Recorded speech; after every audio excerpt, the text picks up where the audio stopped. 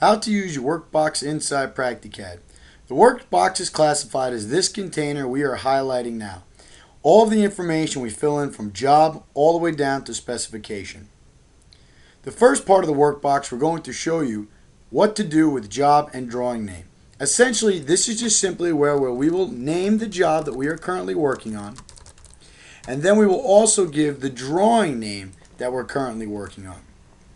These two fields can be reported both in Practicad and Practicam. They also download to Practicam. So for example, if we were to download this job with this drawing currently, and we were to go into Practicam, you would see that it would carry the job name here, which is the job name section in Practicam, and it would carry the drawing name here, because this is the new drawing section in Practicam. So the first thing we do when we start a drawing is give it a job name and a drawing name. The second portion of the workbox we're going to go over is the explanation of the identification parameters. The identification parameters in the workbox are defined by the zone, floor, and system number. Now each of these can be used in your own way. You do not need to use zone specifically for zone or system number for system number. These are just properties that can be reported in the system later. However, generally the zone is used for your supply, return, exhaust, relief, all the zones for a contractor. Floors are usually used for your floors from basement to ceiling. And system number is usually used to define a specific system like VAV1 or AHU1.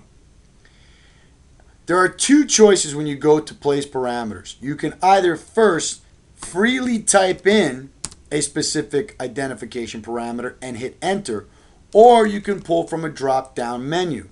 Now these drop-down menus are created in a different place in the software, and there are tutorials on how to create them. In this exercise, we're just showing you how to apply them to fittings and entities in the software. So what we're going to do first is we're going to select Zone Supply.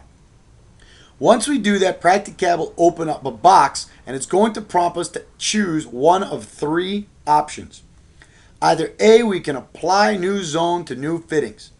This means that every single entity from this moment on that has the identification property zone, it will be filled with the value supply. It's going to make all the entities zone supply from here on out, or until we change the zone again. Apply new zone to entire drawing means update the entire drawing so that every entity now has the property supply. The last one is apply new zone to current selection. What this means is whatever we are currently selecting at this moment in time. Current selection we define as the entities that are highlighted the moment I press the OK button. So if I had 10 fittings on the drawing and 5 were selected, 5 fittings that were selected will get the supply for the property zone if we press OK. In this tutorial, we're going to hit apply new zone to new fittings and press OK. Then we're going to take the floor, and here we're going to pick floor 6. Now it's going to ask me the exact same choices for floor. We're going to press OK. For system number, instead of pulling from the drop-down menu, I'm actually going to type in AHU-1. That'll be the system number that I want to be associated with the fittings we're about to place on the drawing. When I hit enter, I now need to click on the drawing. Practicad will prompt me for the exact same choices. I'm going to press OK. Once we've done that, we can now grab a piece of duct, place it on the drawing, and if we go into the AutoCAD property box to access that, I'm going to either A, double click on the duct, or you can right click and go to properties. And here you're going to notice that under identification properties, we have floor, zone, system number. And you can see floor 6, zone supply, system number AHU-1.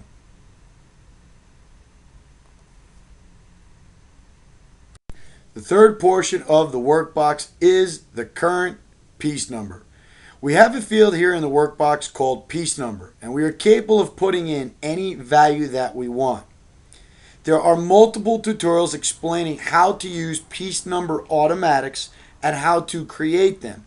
And most piece numbering automatics work off of the current number. And the current number is whatever number is listed in this workbox at the time you use the automatic. You will notice here we're going to go into the auto number icon on my PractiCAD ribbon. And there are separate tutorials later on to come that show you how to work in this section. Here we're going to show you that there is an option which is called current number. It's underneath tag. You can see that one of the options for numbering is start from current. And start from current means whatever the number is in your workbox at that time.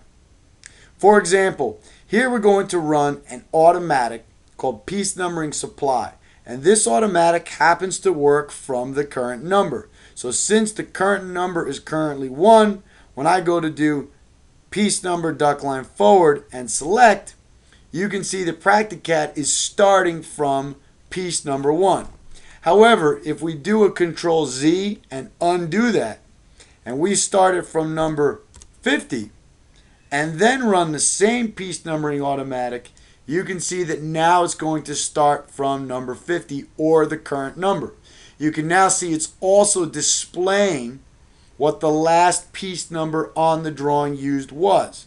So this is how we can tell what is our current piece number. Part 4 is the explanation of applying specs from the workbox.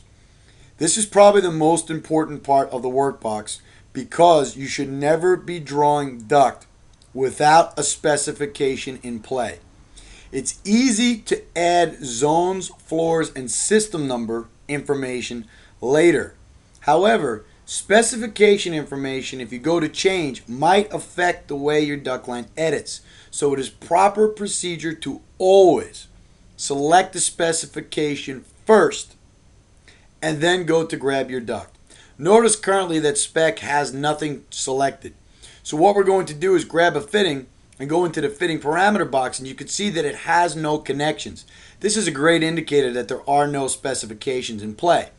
However, if we come over to the workbox, pull from our drop down menu and say let's use 2-inch water gauge, and obviously the choices will vary depending upon what your specifications are, we're going to get the drop down menu is going to say should we either A, apply new specs to new fittings, B, apply new specs to the entire drawing or edit the entire drawing at once, or apply new specs to current selection. That means whatever's currently selected, we can now edit the spec. To start off, we're going to choose apply new spec to new fittings and press OK.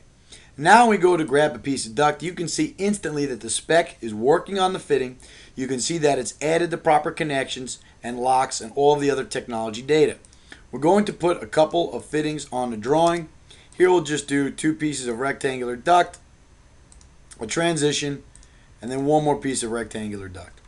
You can see that the 2-inch water gauge is represented by tie rods and TDC or TDF flanges.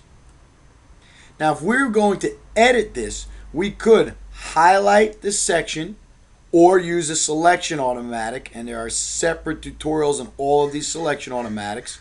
And then we can just go to the workbox and say we would like to apply 6-inch water gauge to the currently selected duct. When I do that and I press OK, you'll see when we let go of these fittings that they no longer have tie rods because the spec has changed. You will also notice that if you double click on a fitting and go into the AutoCAD property box, underneath technology we show the specification of the fitting itself, so you can see it's been updated. Very important to always choose your specification first and then grab duct. That is the recommended procedure. That'll conclude our tutorials on the workbox.